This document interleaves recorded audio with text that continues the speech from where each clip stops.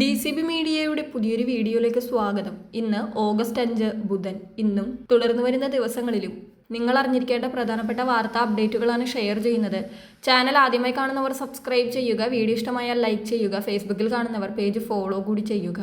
സംസ്ഥാനത്ത് വീണ്ടും മഴ തുടരുമെന്ന അറിയിപ്പ് എത്തിയിരിക്കുകയാണ്. തെക്കൻ കർണാടകയ്ക്കും മധ്യ പടിഞ്ഞാറൻ ബംഗാൾ ഉൾക്കടലിനും മുകളിലായി രൂപപ്പെട്ട 2 ചക്രവാത ചുഴികൾ അടുത്ത 4 ദിവസം കൂടി കേരളത്തിൽ മഴ ശക്തമാക്കുമെന്നാണ് കാലാവസ്ഥാ നിരീക്ഷണ കേന്ദ്രം അറിയിച്ചിരിക്കുന്നത്. 9 ജില്ലകളിൽ ഇന്നും 4 ജില്ലകളിൽ നാളെയും ഓറഞ്ച് അലർട്ട് പ്രഖ്യാപിച്ചിട്ടുണ്ട്. മറ്റ് ജില്ലകളിൽ യെല്ലോ അലർട്ടും പ്രഖ്യാപിച്ചു.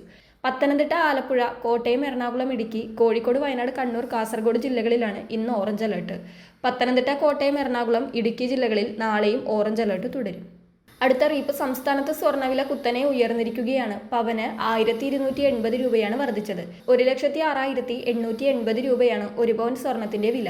ഗ്രാമിന് ആനുപാതികമായി 160 രൂപയാണ് വർദ്ധിച്ചത്. 13,360 രൂപയാണ് 1 ഗ്രാം സ്വർണത്തിന്റെ വില.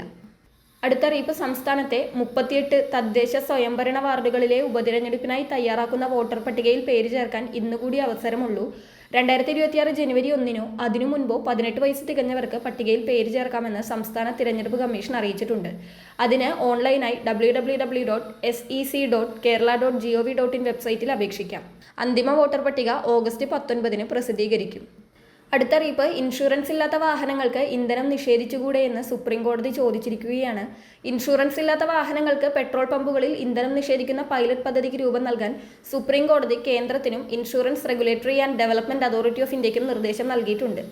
ഇൻഷുറൻസ് ഇല്ലാത്ത വാഹനങ്ങൾ ഉണ്ടാക്കുന്ന അപകടങ്ങളിലെ ഇരകൾക്ക് നഷ്ടപരിഹാരം ഉറപ്പാക്കുന്നതുമായി ബന്ധപ്പെട്ട ഹർജി പരിഗണിക്കുകയായിരുന്നു സുപ്രീം കോടതി. ഇൻഷുറൻസ് ഇല്ലാത്ത വാഹനങ്ങളെ തിരിച്ചറിയാനും പിഴ ഈടാക്കാനും സാങ്കേതികവിദ്യ ഉപയോഗിച്ചുള്ള സംവിധാനങ്ങൾ രൂപപ്പെടുത്താനും കോടതി നിർദ്ദേശിച്ചിട്ടുണ്ട്.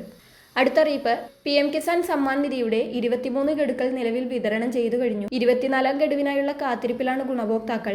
23ാം ഗഡു കാലാവധിയുടെ 3ാം മാസമായ ജൂൺ 20-ന് വിതരണം ചെയ്തിരുന്നു.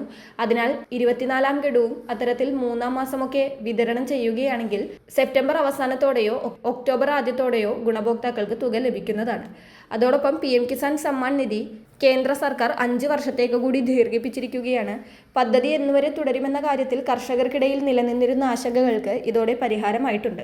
2030-31 സാമ്പത്തിക വർഷം വരെ പദ്ധതി തടസ്സമില്ലാതെ തുടർന്ന് കൊണ്ടുപോകുന്നതിനായി കേന്ദ്ര സർക്കാർ 3.15 ലക്ഷം കോടി രൂപയുടെ ഭീമമായ തുകയാണ് മുൻകൂറായി അനുവദിച്ചിരിക്കുന്നത്.